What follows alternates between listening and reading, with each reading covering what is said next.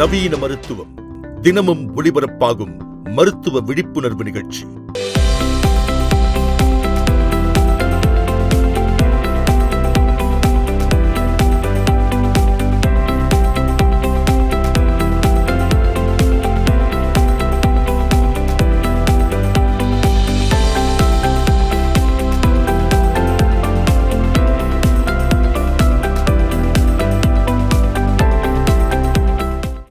இன்றைய நிகழ்ச்சியில் நாம் பார்க்க போவது பேஸ் மேக்கர். பேஸ் மேக்கர் என்பது இதய துடிப்பு சரியாக இயங்காமல் இருக்கும் நோயாளிகளுக்கு இதய துடிப்பை ஒழுங்காக வைத்திருக்க உதவும் ஒரு சிறிய மின்னணு சாதனம் ஆகும். இந்த நிகழ்ச்சியில் மருத்துவர் பேஸ் மேக்கர் தேவையான காரணங்கள், பொருத்தும் முறை, பாதுகாப்பு வழிமுறைகள் மற்றும் சிகிச்சைக்கு பின் கவனிக்க வேண்டிய விஷயங்களை தெளிவாக விளக்குகிறார். என் கையில் இருக்குது வேர்ல்ட்ஸ் மோஸ்ட் இன்டெலிஜென்ட் கம்ப்யூட்டர். இது பேர் பேஸ் மேக்கர். இது சின்ன டிவைஸ், கைக்குள்ளே ஃபிட் ஆகிடும். பட் சில பேஷண்ட்ஸுக்கு இது ஒரு லைஃப் லைன். ஏன்னா அவங்களது ஹார்ட்டோட ஓன் பேஸ் மேக்கர் ஃபெயில் ஆகிருக்கும். அதனால் அவங்களது ஹார்ட்டோட பீட்டிங் கேப்பபிலிட்டி கம்மியாயிடும். ஸோ இது பேஸ் மேக்கர் மூலியமாக அவங்களுக்கு ஜீவனை கிடைக்கிது.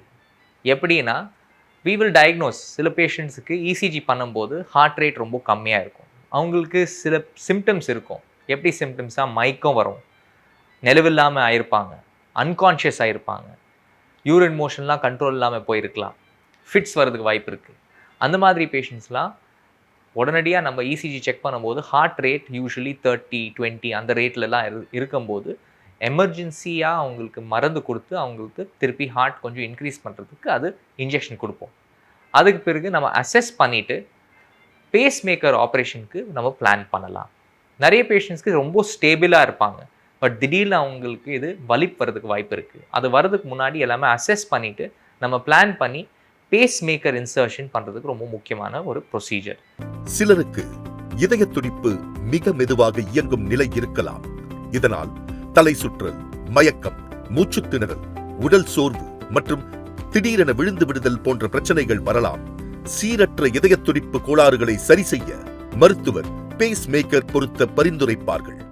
யூஸ்வலி கம்ப்ளீட் ஹார்ட் பிளாக் பேஷண்ட்ஸ்க்கு இந்த பேஸ் மேக்கர் ஒரு இம்பார்ட்டண்ட் அண்ட் கம்பல்சரி ப்ரொசீஜர்.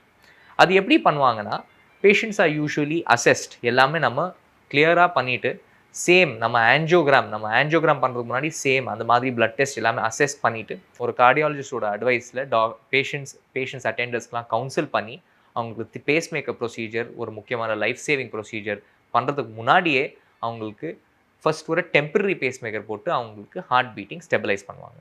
அது temporary pacemaker will buy us some time, கொஞ்சம் டைம் வாங்கிட்டு அவங்களுக்கு இது பெர்மனெண்ட் பேஸ் மேக்கருக்கு நம்ம ரெடி பண்ணலாம். அது பெர்மனெண்ட் பேஸ் மேக்கர் இஸ் ஒரு லைஃப் டைம் ப்ரொசீஜர். ஸோ எப்படின்னா லோக்கல் அனஸ்தீசியாவில் தான் பண்ணுவாங்க. Usually patients will be made to lie down இந்த கேத்லாப் டேபிள்லேயே போட்டு அவங்களுக்கு லோக்கல் அனஸ்தீசியாவில் காலர் போனு கீழே ஒரு சின்ன ஒரு இன்ஜெக்ஷன் போட்டு லோக்கல் அனஸ்தீசியா போட்டு அவங்களுக்கு நம் பண்ணிடுவோம். அது மறுத்து போகிறது பிறகு அவங்களுக்கு ஒரு சின்ன ஒரு ஆல்மோஸ்ட் ஒரு 5 சென்டிமீட்டர் பை ஒரு 2 சென்டிமீட்டர் கட் பண்ணி அவங்களுக்கு இதே டிவைஸ் அதுக்குள்ளே ஒரு பாக்கெட் க்ரியேட் பண்ணி அட்டாச் பண்ணுறதுக்கு வாய்ப்பு இருக்குது. இது டிவைஸில் தேர் வில் பி 2 அவுட்லெட்ஸ். அது 2 அவுட்லெட்ஸில் வயர்ஸ் போட்டு அது கரெக்டாக ஹார்ட்டுக்குள்ளே போய் அட்டாச் ஆகும்.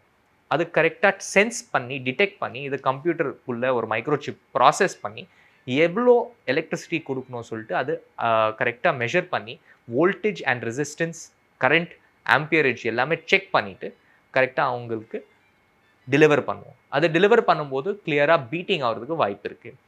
ஸோ அது பேஸ் மேக்கரில் கரெக்டாக அது கம்ப்யூட்டரில் நம்ம ப்ரீசெட் பண்ணலாம்.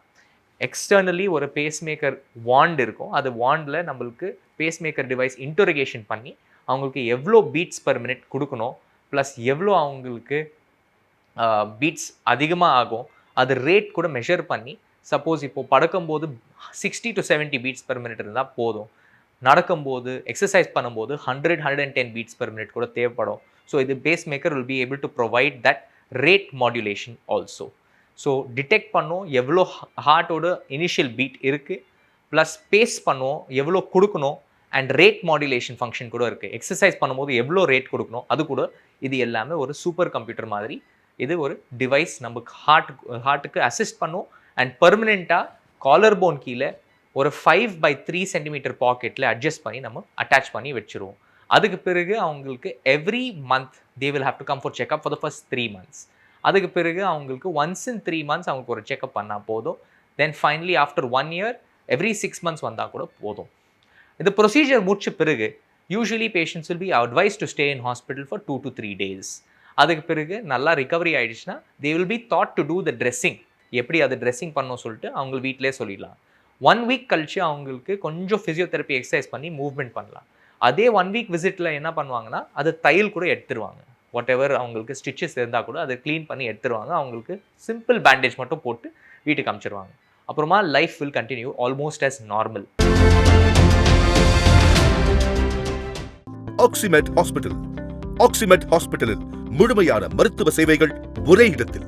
24 மணி நேர அவசர சிகிச்சை, நவீன பரிசோதனை வசதிகள், மேம்பட்ட ICU மற்றும் அறுவை சிகிச்சை வசதிகளுடன் மருத்துவர்கள் மற்றும் நிபுணர்கள் குழு உங்கள் ஆரோக்கியத்திற்கு முழு கவனம் அளிக்கிறது.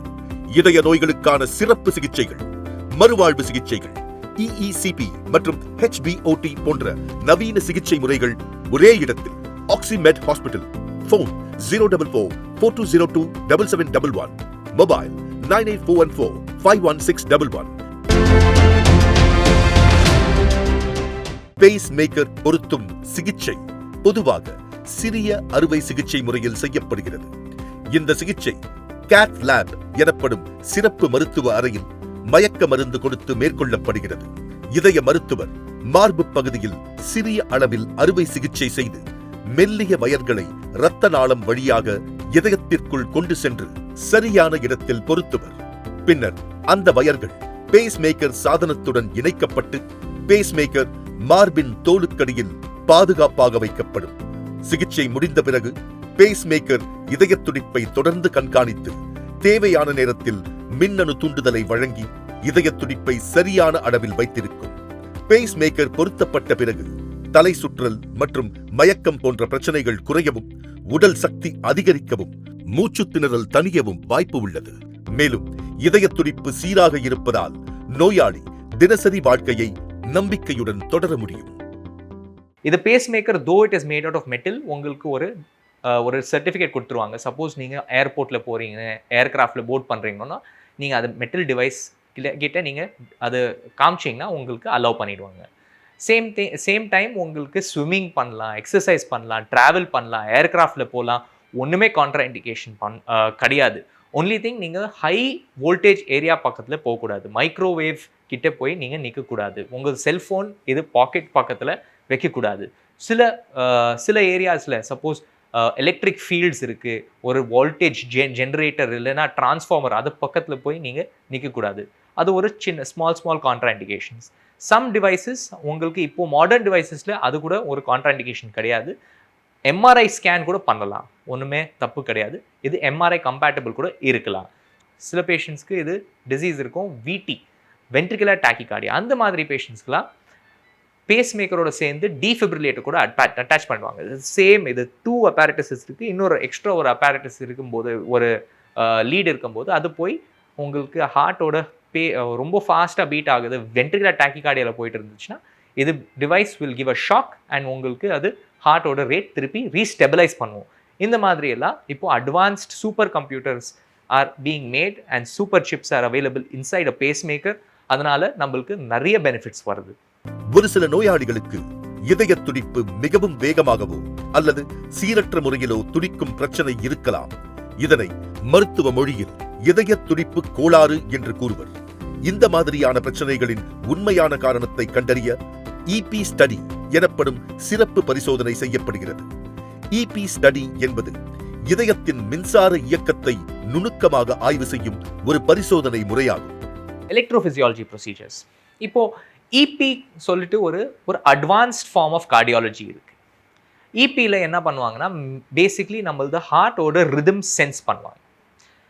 எக்ஸ்டர்னலி நம்மளுக்கு ECG எடுத்து நம்மளுக்கு ஒரு ஈஸியாக ஒரு கிடச்சிடும் சொல்லிட்டு நம்மளுக்கு இது பீட்டிங் எப்படி இருக்குது அண்ட் எவ்ரி மினிட்ல நம்மளுக்கு 70 to 100 பீட்ஸ் தான் இருக்கணும்.